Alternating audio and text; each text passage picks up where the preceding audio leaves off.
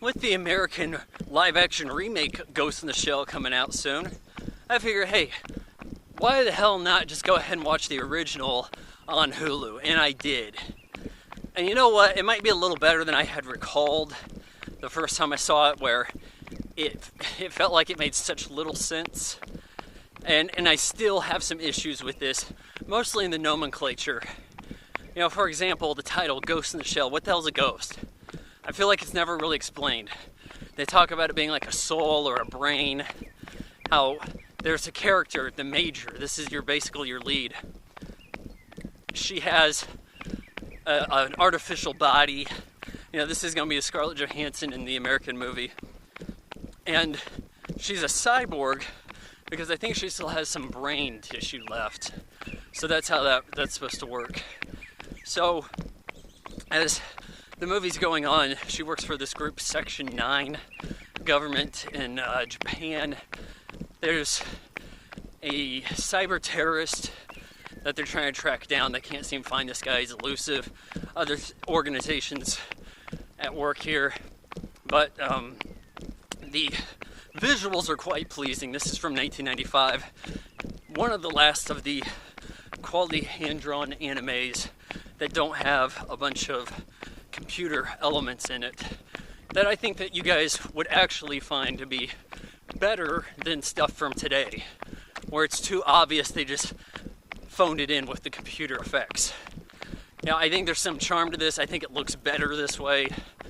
And actually, this is one of the best anime films I've seen from that sort of standpoint. Now, the Major has this ability to go invisible. This active camo. I don't fully understand it, because basically she strips naked and she can go invisible. So, why not just always be invisible? You know, why wear clothes? Like, that part doesn't make too much sense to me. They're going after the cyber terrorist. The terrorist has put his ghost in a machine. He wants to merge with the Major. There's gunfights. It's quite violent. Someone can get shot in the head and their head explodes. There's stuff in here that you see in the Matrix. The falling green code, letters, that stuff in the Matrix did it here first. You can see how it was inspired. The ports on the back of someone's neck, allowing them to jack into a computer system.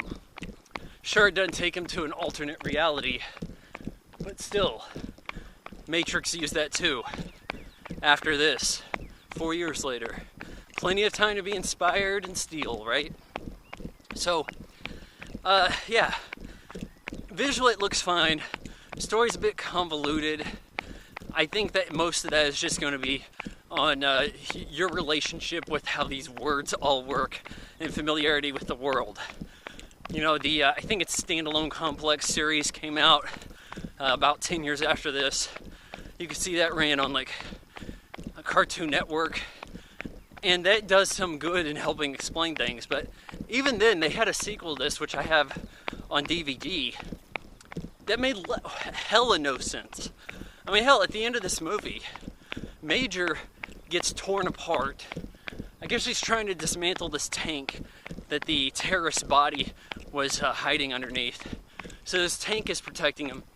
She tries to tear this cover off of it and breaks herself in the process. And then this guy, Batu, rescues her. Oh, but they have to put her body in like a little kid body, because that was all they could get on the market. Well, that's forgotten about by the next movie. In fact, I think the next movie, it's like, well, the Major's gone. Disappeared. When? Now, you gave her a body at the end of the first movie. What the hell? What's going on between this shit? I mean, for a movie that doesn't make a ton of sense, and hell, there's even like augmented people. I'm not even sure if they're people anymore at this point. They have like fingers that come apart so they can have multiple fingers in it. Their fingers splice open, and then they can type extra quick. Instead of using Wi-Fi, Bluetooth, or USB port, they're doing this. You know, the future from 1995, I guess. But, yeah, I think there's a certain flash in the visuals, and the movie's quite short. I think it's under 90 minutes with the credits. It feels quick enough that you're not going to get bored. And, you know, in some ways the world leaves you wanting some more. I like this idea of this guy who is manipulated, this trash man.